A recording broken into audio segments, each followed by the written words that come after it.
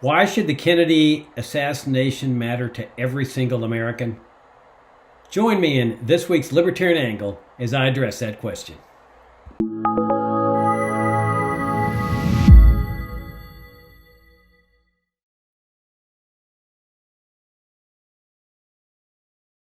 Hi, I'm Jacob Hornberger, president of the Future of Freedom Foundation, and this week's Libertarian Angle, the show that brings you all the principled, uncompromising case for the libertarian philosophy, liberty, free markets, private property, and limited government. I'm not joined by my co-host, Richard Eveline, this week. Richard is preparing for a trip to Guatemala, where he's receiving an honorary doctorate from Francisco Marroquin University. So I'm going to take this opportunity to talk to you about my new book, An Encounter with Evil, the Abraham Zapruder story. Now, as many of you know, I've been writing about the Kennedy assassination for many years now. I've written some books on it, including this book. We've held conferences at FFF on the assassination, as well as on the Kennedy administration. And the question naturally arises in the minds of many people, Jacob, what's this all about? Why do you do this? This happened back in the early 1960s. We've got big problems in this country. And you're over here focusing on something that happened that long ago? Yeah. And there's a simple reason for that. If you look around the kind of society in which we live, you have to ask yourself, is this your preferred society? One that is deeply mired in perpetual crises. Now, let's set aside the domestic crises, most of which have a common denominator: the immigration crisis, the drug war crisis, the Social Security crisis, the healthcare crisis, Medicare crisis, debt crisis, spending crises. Let's just set them all aside and just talk about foreign policy crises. We have been mired in foreign policy crises all our lives, and I don't care how old you are. If you're young, you've been mired in foreign policy crises in the context of the war on terrorism. If you're as old as I am, the crises in which we're mired go back to the Cold War, the hostile relationship between the United States and the Soviet Union, where we were told by the national security establishment that the Reds were coming to get us. You've got the Korean War, where tens of thousands of American soldiers were killed. Over 1 million, I think, North Koreans. Could be wrong on that number. Then there's the Vietnam War. Then the Cold War continues. The war against Cuba, the vicious embargo that goes on to this day, despite the fact that Cuba has never taken any adverse action against the United States, never attacked the United States, never threatened to attack the United States. We've had this brutal embargo with the goal of killing Cubans, impoverishing Cubans, assassination attempts against Cuban leaders that never attacked the United States, acts of terrorism against Cuba. You've got coups in Iran, in Guatemala, in Chile, and any number of other countries, invasions of other countries. Now the Cold War, when it ostensibly ended, and it's clear that it never did end, at least not for the Pentagon and the CIA. You get morphed into the war on terrorism, arising out of U.S. interventionism in the Middle East. It wasn't because they hated us for our freedom and values, as they lied about. Then now we've got the Russian invasion of Ukraine, arising out of machinations by NATO. Crisis after crisis after crisis. Now, if you don't mind this kind of way of life, hey, don't study the Kennedy administration or the Kennedy assassination. Just accept it as your lot in life and say, well, Jacob, this is the way it's going to be from the time I was born until the time I die, and there's just no point in talking about it. But if you want something better, and I want something better, if you want a life that's based on peace and prosperity and normality and harmony with the people of the world, there's a way out of it. Okay, there's a way out. There's a solution here. If there wasn't a solution, then I'd say, oh yeah, well there's room for despondency and depression. But there is a solution. There's a way out of this morass. And that's the point of the Kennedy administration and the Kennedy assassination. Those two events point the way to how to get out of this morass. And that's why I keep emphasizing it. That's a major part of the theme of my new book, An Encounter with Evil, the Abraham Zapruder story. is the Kennedy assassination and the Kennedy administration point the way out of these deep foreign policy morasses in which we live. And now we're not just talking about esoteric things here. We're talking about highly dangerous things. And I'm not the only one saying this, that there's a lot of people now saying that there is a very real possibility, especially through miscalculation, of a nuclear war. Vladimir Putin is saying that he considers this now a war between NATO and Russia. And there's reason for him to say that it's clear now that the U.S. and NATO have been training and working with Ukrainian forces and treating them as if they were a de facto member of NATO. It's as if they've been preparing for this Russian conflict, and that they're using Ukraine as a proxy to destroy Russia, to weaken Russia, which they themselves have admitted, furnishing weapons and other armaments and simply using Ukraine as the proxy to do what they don't want to do directly. Because why? Because it's a virtual certainty it'll lead to nuclear war. I mean, I would say, and I think there's others that would agree with me, we are closer to the possibility of nuclear war, even if just through mishap or miscalculation, than we've been since the Cuban Missile Crisis, which takes us back to the Kennedy administration, and which itself, that crisis, is a valuable key. Understanding that crisis provides a valuable key on how we get out of the morass in which we are mired. So that's a major theme of my book. Now, the book keys off of, though, this film that was taken of the assassination by a Dallas businessman named Abraham Zapruder. Zapruder he was a home movie maker. That was his hobby. He wasn't a professional videographer or filmmaker, but I would rank him among the top amateur filmmakers in America, at least at that time. I mean, this guy had been taking home movies for some 20, 30 years. So he goes out to Dealey Plaza, where the president's motorcade was scheduled to go, and he, lo and behold, ends up filming the entire assassination. And he immediately realizes he has something of value here. He goes and locks it up in his office safe, which was a very prudent thing to do. Dallas policemen showed up soon thereafter with shotguns demanding the film, and he said no. And then he proceeds to get the film developed. He gets copies made of the film. He gets affidavits from Kodak there in Dallas and from the company that copied the film to make sure that they hadn't secretly made unauthorized copies, because he's out to get as much money as he can for the film. Good for him. Okay, he happened to be at the right place at the right time. Although later, it turns out that he considered it the worst possible time at the wrong possible place. And that's part of what I delve into in the book. So Zapruder ends up selling the film to Life magazine. He sold the print rights on Saturday morning for $50,000, which in today's dollars was about $300,000, $330,000 or so. Well, that's a nice chunk of change for a 30-second film. And then he goes to Monday morning, where he's negotiating for the sale of the film rights, and lo and behold, Life magazine shows up and says, we'll buy the film rights too, even though they had no reason to buy the film rights. They didn't have any way to show the film as a film. There was a print magazine, but quite surprisingly, they not only told him they were interested in buying the film rights, but also the film itself and all the copies. They wanted everything, and they tripled their offer from $50,000 to $150,000, not to make money off it, but as it turned out, to suppress the film, to prevent anybody from seeing the film. Now, they obviously did not tell Zapruder this, because they told Zapruder that he would be getting a percentage of the receipts when they licensed the film rights. And so Zapruder, when he signs the contract, clearly thinks that he's going to be getting more money from the film rights when they start licensing them out, like to newsreels or television. But as it turned out, the Life magazine's purpose of buying everything was to suppress the viewing of the film, to make sure nobody could ever see it.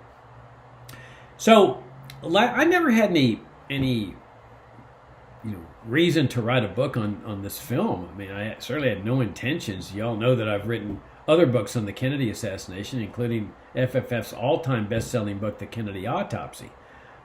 Now, let me digress a minute. That book detailed the fraudulent autopsy that the U.S. military conducted on President Kennedy's body on the very evening of the assassination. They forced their way out of Parkland Hospital. The Secret Service team did. They said they were operating on orders right as soon as Kennedy was declared dead. They brandished guns. They screamed and yelled and cussed to overcome the opposition from the Dallas County medical examiner, Dr. Earl Rose, who was insisting on an autopsy. Texas law required an autopsy. This was a murder case. It was not a federal case. At that time, it was not a federal offense to assassinate the president. And so Rose is saying, I got to conduct this autopsy. That Secret Service team says, oh, no, you're not. And they brandished guns, and they screamed and yelled, and they forced their way out of there. They deliver the body to the new president, Lyndon Johnson, who's dutifully waiting for it. He had to have been the one to issue the orders because he's having seats removed out of Air Force One to make room for the casket. He gets to Andrews Air Force Base in Maryland and delivers the body into the hands of the military. They proceed to conduct a fraudulent autopsy, and that's detailed not only in my book, The Kennedy Autopsy, but also in my new book, An Encounter with Evil. And part of that fraud, and there were very many elements of the fraud, that most of which came out after the Assassination Records Review Board in the 1990s and the JFK Records Act, which forced the Pentagon, the CIA, the Secret Service, and other federal agency to disgorge records that they had been keeping secret for some 30 years. Okay? And so once these records got disgorged and then they started taking depositions, that's when the fraud came out. And one of the elements of the fraud that I detail in both books, The Kennedy Autopsy and An Encounter with Evil, is the ARRB discovers the existence of a woman named Sandra Spencer. She was a chief petty officer at the White House photography laboratory. She had a top secret security clearance. She developed social photography for the White House. She worked closely with the White House on this. And no one has ever questioned her veracity. I mean, Jeremy Gunn, the general counsel for the ARRB, said of all the witnesses that appeared before the ARRB, no one was more credible than Sandra Spencer. Well, they show her the official autopsy photographs, and she looks at the ones with the back of Kennedy's head, which shows the head to be intact. And she says, no. Those are not the photographs I developed. The ones I developed showed a massive hole in the back of Kennedy's head, which, of course, connotes a exit wound. Because when a bullet enters, it enters with a small little bullet hole, but it's pushing mass in front of it, so it blows out in a much bigger exit wound. So she says, those photographs are different. Well, right there you've got fraud. Okay, if her story is true and correct, you got fraud. Case closed. Now, let me emphasize something I've emphasized for many years now. There is no innocent explanation for a fraudulent autopsy. None. No one has ever come up with one. No one ever will. Once you establish a fraudulent autopsy, it's over. That means criminal culpability. Now, there's one undisputed fact in the Kennedy assassination, and that is that it was the U.S. national security establishment, specifically the Pentagon and the CIA, who were in charge of the autopsy. Okay? Specifically the Pentagon. No one else. Not the mafia, not the Russians, not the Cubans, not space aliens, nobody. Just the military intelligence establishment. So when you have a fraudulent autopsy, that necessarily means criminal culpability. So there's people in the Kennedy assassination says, Jacob, no, you've got to have a confession. The CIA has to confess to this assassination, just like other assassinations they've committed. No, you don't. That all you need is circumstantial evidence that shows that that's what went down. And when you've got a fraudulent autopsy, that's case closed. Because, again, there's no innocent explanation for a fraudulent autopsy. It necessarily means criminal culpability as part of a cover-up. Well, the interesting thing about Sandra Spencer's testimony is that it matched what the Dallas doctor said. And as I point out in my book, Dr. Robert McClellan is a classic example. And I go into McClellan, I cite some interviews, I give links to the interviews, where he said that at the day of the assassination, he's summoned into Trauma Room 1. He goes over to the head of the gurney. They're doing a tracheotomy on Kennedy's neck, where there was a bullet wound right there, which they called an entry wound. And he goes to the head of the gurney to assist, and he sees this massive excised hole. And there's in what he calls the occipital region, which is the back region of the skull. And in interview after interview, I cite him in the book, he points back here, this massive hole, which matched what Sandra Spencer saw in the photographs, the official photographs, since she was asked to develop. Oh, by the way, on a top secret basis, I should mention that Spencer was sworn to secrecy as part of the military culture of classified operations. And she'd kept her secret for some 30 years. If it hadn't been for the ARRB and the JFK Records Act, which came into existence because of the movie JFK by Oliver Stone and the public ruckus that arose from that movie, we would have never learned about Sandra Spencer's role in this on the weekend of the assassination. Now, McClellan wasn't the only one that saw this hole. So did Dr. Charles Crenshaw, Dr. Kemp Clark, Dr. Carrico, Nurse Diane Bowra, Nurse Audrey Bell, Secret Service agent Clint Hill, FBI agents Francis O'Neill and Jim Seibert. I mean, just on and on. A newsman saw it. You got all these witnesses that are coming together. And so that's just one example of the fraud. They got fraudulent photographs. Okay? Now, you run into a problem, however, that the Zapruder film shows the back of President Kennedy's head after the fatal gunshot wound also to be intact. Okay? I mean, there's a problem here, because if the photographs are fraudulent, then the film has to be fraudulent as well. And so that was always an obstacle for people that held that this was a fraudulent autopsy, because the answer would be, oh, all those doctors have to be mistaken. Clearly they wouldn't have been in a conspiracy like with Sandra Spencer and McClellan and Crenshaw and all these medical personnel and 2 FBI agents. So, but the only answer is that the lone nut theorists of the assassination would say was, oh, it's got to be that they were all mistaken, independently mistaken. They all imagined this hole just because of stress, which is ridiculous. How can so many people imagine the same massive wound? I mean, that's a wound that would stick with you the rest of your life, a recollection. And it stuck with McClellan the rest of his life. And so, but what the lone nut theorists would say was, well, clearly the film can't be, fraudulent. And so the doctors have to be mistaken. The FBI agents have to be mistaken, and so forth. So the people that were saying, well, no, this film's got to be fraudulent, were maintaining their position. Well, so that raises the question, what happened to the film? Well, the official version was that the film, after it was sold to Life magazine on Monday morning, was put on an airplane on Monday afternoon. This is right after the assassination. Okay, the assassination takes place on the 22nd. And so Monday the 25th, the film is put on a plane to Chicago, where it's then supposedly taken to the Life magazine's printing presses there. And that was the official version. So if anybody was claiming that the film is fraudulent, they couldn't explain how this would happen. I mean, you would need top-notch experts to come up with a fraudulent film, a film that doesn't depict what actually happened. You would need highly sophisticated equipment. That would be found in Hollywood. They could do it in Hollywood, but there's no evidence ever surfacing that Hollywood experts or their equipment were brought into Chicago. And this was the state of affairs. Now, keep in mind that the whole thing is shrouded in secrecy. The whole assassination, the investigation, it's all, based on national security, even though they're saying, well, this was just a lone nut assassination. So I didn't plan on writing a book on this aspect of it. But then last summer, I came across a book called 26 Seconds, A Personal History of the Zapruder Film, by Alexandra Zapruder, the granddaughter of Abraham Zapruder.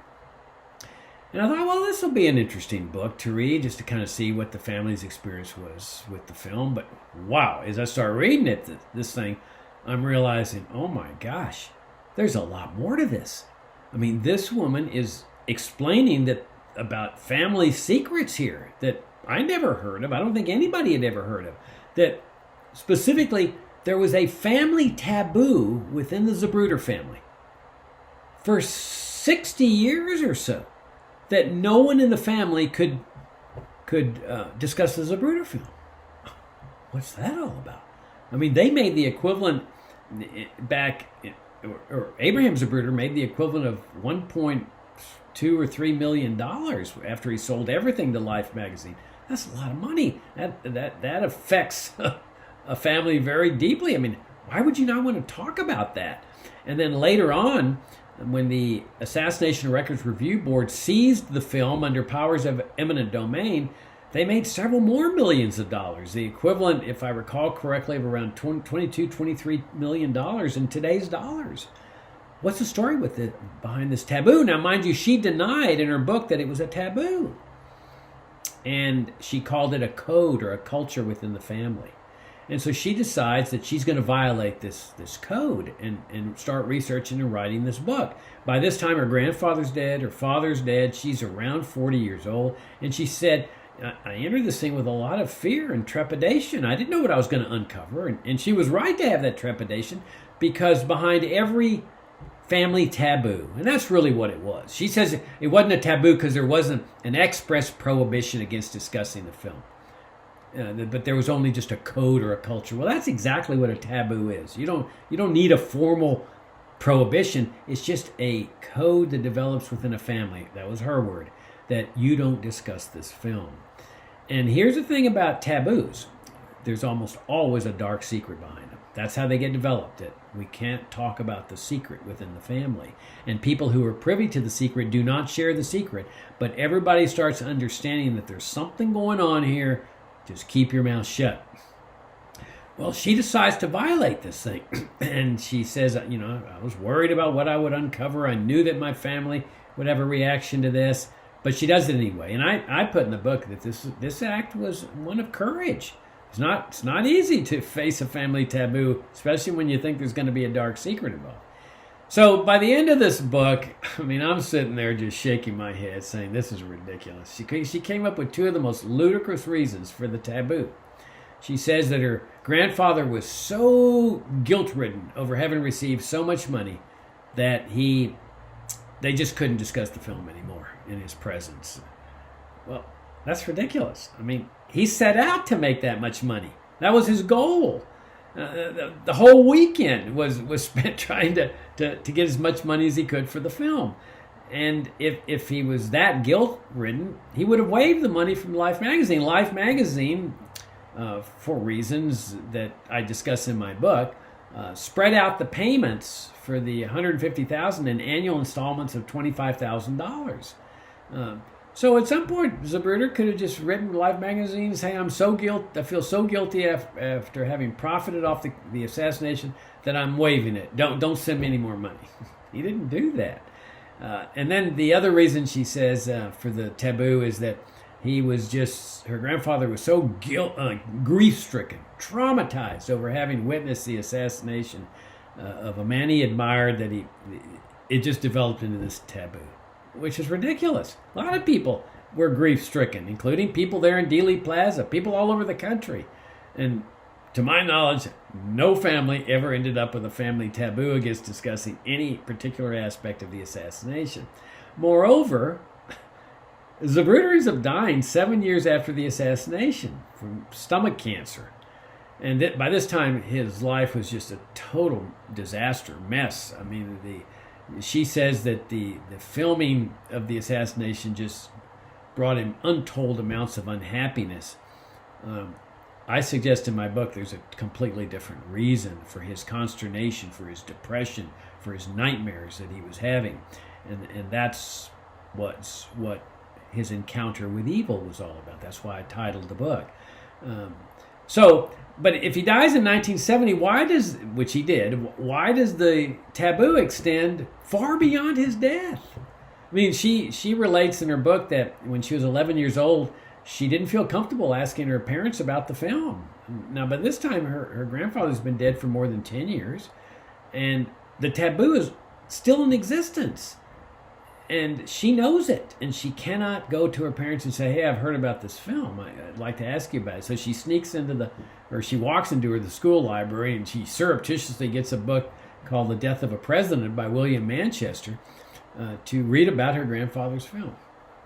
So after reading this book over the last summer, I said, you know what? I'm going to get to the bottom of this. And because I know a lot about the Kennedy assassination, and so I read her book very carefully. I watched films that she gave about it, and I figured it out. And that's really the theme of my book, that the reason for this family taboo. But I put it in the context, this mystery of this taboo, in the overall context of why this assassination and this administration is so key to getting us on the right road, the road to freedom and peace and prosperity and harmonious relations with the rest of the world. So the official version was that the film went over to Life magazine's printing presses. In the 1970s, a hint arose that something was amiss. And that was before the Rockefeller Commission, where the Rockefeller Commission just happened to discover that the CIA had some sort of contact with the Zapruder film. And they asked the CIA about this, and the CIA deceived them. They gave him this innocuous, confusing response that acknowledged that they had had some contact, but scrupulously avoided details of what actually happened that weekend. And so nobody really could tell with any kind of certainty what was going on here. And of course, the CIA wasn't talking. I mean, we were talking about total secrecy here. In the late 2000s,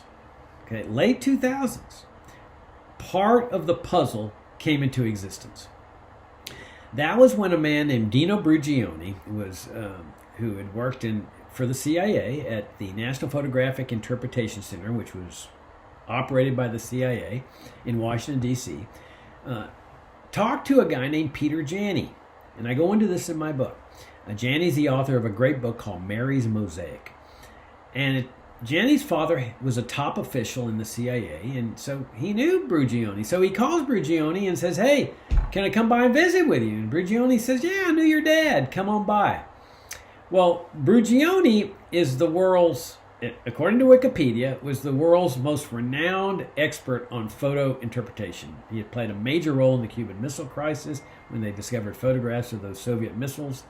And Brugioni says, well, I was summoned to NPIC, National Photographic Interpretation Center, on Saturday night after the assassination, the next night, on a top secret basis, and two Secret Service agents, or people who identified themselves as Secret Service agents, brought over the Zapruder film. Now, it wasn't called the Zapruder film at that time, but it was the Zapruder film. And they told Brugioni that his job was to make enlarged photographs from frames on the film, and then to put them on briefing boards. So Brugioni did this, kept it secret. It was a highly secret, top secret operation. The Secret Service agents go away with the film late Saturday night or into the wee hours of Sunday morning. Brugioni proceeds to make his briefing boards. Now, according to Douglas Horn, Brugioni was known as the briefing board czar at NPIC. This guy helped found NPIC. This is how renowned he is. You can look him up on Wikipedia. I've got much more on his bio in my book. Well, that's one major piece of the puzzle here. So what that means is that instead of going to Life magazine's printing press, as had been the official story, the film had gone to Chicago, to the Chicago airport, and then diverted over to Washington, D.C., where it then arrived Saturday night. So, and all this is on Saturday. Zapruder sells the print rights. He gives the original film to Life magazine on Saturday around noonish or so, and then the film goes to Chicago, diverted to Washington. Nobody knew this until 2008. We don't ever say the CIA can't keep secrets. They can keep secrets. 2008, 40 years after the assassination. Why would they keep that secret, you see? Now, Alexandra Zapruder sort of intimates, or it's clear that she believes that the CIA was helping to investigate the assassination. Really? Well, if they were helping to investigate the assassination, where are the results of that investigation? They certainly weren't turned over to the Warren Commission. They weren't turned over to the House Select Committee. They weren't turned over to the ARRB. Well, what's up with that? Okay. Well, in the 1990s, during the ARRB, another piece of the puzzle had come into existence. That it turns out that on Sunday night, the very next night, a different team from NitPick is summoned to the NitPick offices, where a Secret Service agent comes in and delivers to them what purports to be the Zapruder film and says, well, this was donated by a citizen in Dallas for free, which of course was a lie, and that he had just brought the film from Hawkeye Works. And they were asking the Sunday night team to make photo enlargements of the film and put them on briefing boards. Same thing they had asked Brugioni to do on Saturday night. Well, okay, what's Hawkeye Works? Well, it happens to be a top secret photographic center that the CIA had at Kodak's research and development plant, their headquarters, at Rochester, New York. According to Brugioni, at NitPick, they could do anything with film. Anything. And so, questions naturally arise. Well, now that the puzzle has become much clearer. The film goes from Dallas to Chicago to Washington, from Washington to Rochester at the Hawkeye Works, top secret facility. Nobody knew it even existed until the 1990s. And then from Rochester, a film comes back to NitPick. Now, I say a film. The common belief is that was the Zapruder film. Okay? Well, there's more than one big problem here. The film that shows up on Sunday night is a 16 millimeter film. Why is that important? Well, because Zapruder's film was an 8 millimeter film. Now, let me explain. I go this into detail in my book. When you use a type of Kodak camera that Zapruder had, it was a top of the line camera, very expensive camera. The film starts out as a 16 millimeter film, and it's on two strips on this 16 millimeter film, which is about 25 feet long. That you take film on one strip, and then you open up the camera and you switch the film around, and now the film is on the other side strip. So the strips are next to each other on the same strip. And then to use the 8 millimeter camera to show the film, they slit the film down the middle lengthwise and then splice the two ends together end to end. So now it's a 50-foot long 8 millimeter film. And so that's the 8 millimeter film that Zapruder showed Life magazine on the week of the assassination and negotiated his deal. He brought his 8 millimeter camera from home. He delivers that film to Life magazine. And yet it shows up on Sunday night as a 16 millimeter film. Now there's something important you got to realize here that I emphasize in my book. That once you slit a film down the middle, you can't paste it back together to make it a 16 millimeter film. There's only one way that it can end up as a 16 millimeter film, and that's by making a copy of it. And so that copy has enormous ramifications. Let me give you an example. In 2008, when Peter Janney is talking to Dina Brugioni, and later when Douglas Horn, who served on the Assassination Records Review Board in the 90s, is talking to Brugioni, because Horn clearly has an interest in this. He's written a magnificent 5-volume book on the assassination called Inside the Assassination Records Review Board. He interviewed Brugioni as well. Brugioni is shown the extant Zapruder film. That is the film that everybody sees today that purports to be the original. And he looks at the film and he says, no, that's not the film I saw. The film I saw shows the headshot over more than one frame. The film there only shows it over one frame. frame 313, he says, no, we were shocked. We were shocked because not only that, we saw Kennedy's brain matter and blood shooting straight up in the air, which confirmed what witnesses had seen when they said that the brain and blood matter shot up in the air. The film doesn't show that. So here you have the world's renowned experts saying, that's not the film we saw. Okay, as I point out in my book also, a total of 59 witnesses stated that they saw the presidential limousine make a stop or almost a stop during the course of the shooting. That's not shown in the Zapruder film. Just not there. Also, Zapruder himself and his trusted assistant both told people that he started filming when the limousine started turning onto Elm Street, and then continued filming all the way through the assassination.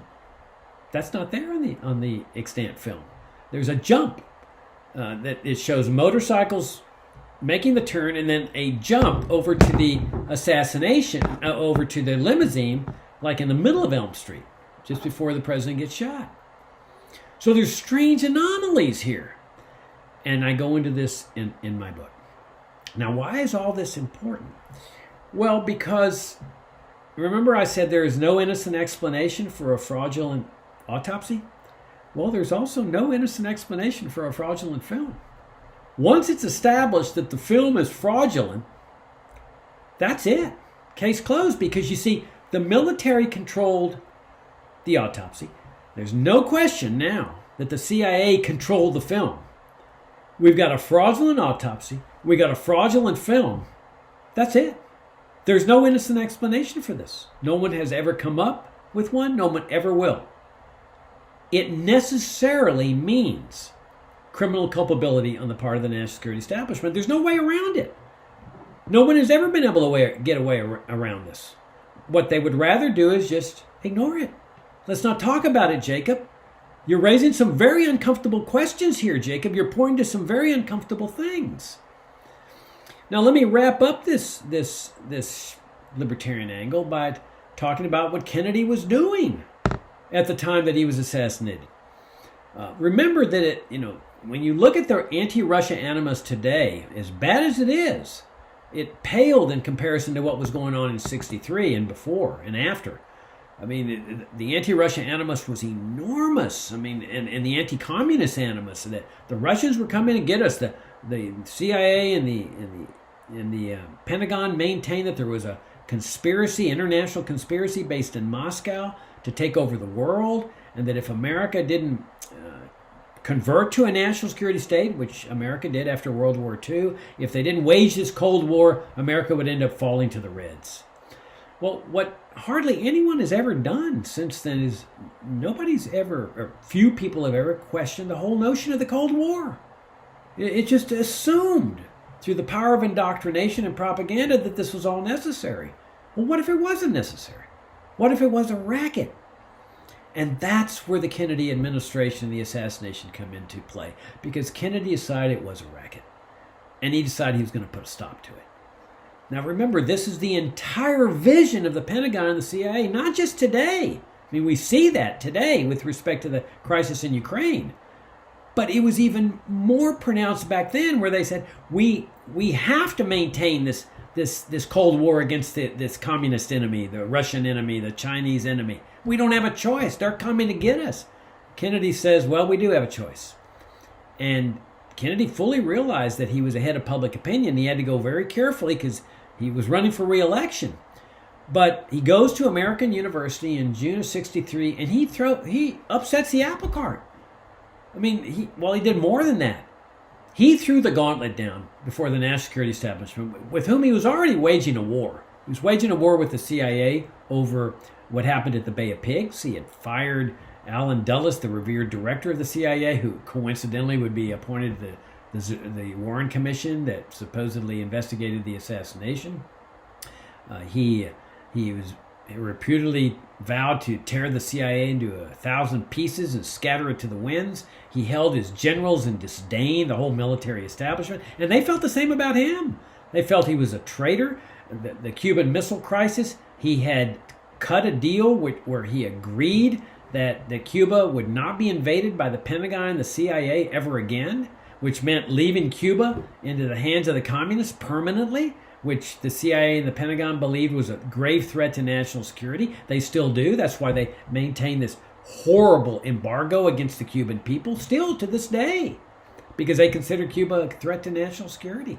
But it was even more pronounced back then. And here's Kennedy cutting a deal with the communists, saying, we're not going to interfere with that anymore, and at least not with an invasion.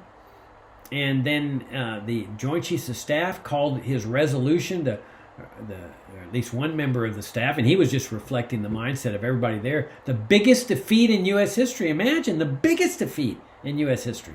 And they compared Kennedy's actions to those of Neville Chamberlain and his so-called appeasement of Hitler in Munich. I mean, that's how they felt about this man. And then Kennedy goes more than that. He says, now we're putting an end to all this anti-Soviet Union, anti-Russia animus in this country. And he, in his peace speech at American University, he actually praises the Soviet Union. He refers to the fact that we worked together in World War II, and he talks about the accomplishments of the Russians. And, I mean, you don't do that. You don't do that today. Boy, they'll come after you big time, even more so, 100 times more so. Here's the President of the United States doing this. And then he enters into this nuclear test ban treaty over the vehement objections of both Congress and the Pentagon and the CIA. But Kennedy gets public opinion, and they force Congress to support it. And it was clear that the American people were coming with Kennedy. He starts ordering a pullout of troops from Vietnam. In other words, he's achieved a breakthrough. And he says, I'm going to move America in a different direction. We're not going to have the anti-Russia animus anymore. We're not going to have the anti-communist crusade. We're going to have mutual and friendly relations. Well, this is why they went after Jacob Arbenz in Guatemala. He was doing the same thing, establishing peaceful and friendly relations with the Soviet Union and the communist world. That's why they targeted him, the CIA did, with assassination and removal from office. Now, he was able to escape before they assassinated him. Chile, another classic example. You've got Allende there. He's democratically elected. He starts making friends with the Russians and the Cubans. And, man, they went ballistic in the CIA, the Pentagon, threat to national security. But most important, they go to the Chilean military, the military intelligence establishment there, and they said, you have to remove your democratically elected president because he is a threat to your national security. Which, of course, reflects their mindset that when a president becomes a threat to national security, it is incumbent, morally obligatory on the national security establishment of that country to remove that president. Now, look what Kennedy was threatening. He's got another year in office. Okay, it's a virtual certainty he's going to run against Barry Goldwater, and it's also a virtual certainty that he's going to win. Just like Johnson massacred Goldwater, so Kennedy would have. So they got 4 more years of Kennedy after that. That's 5 years.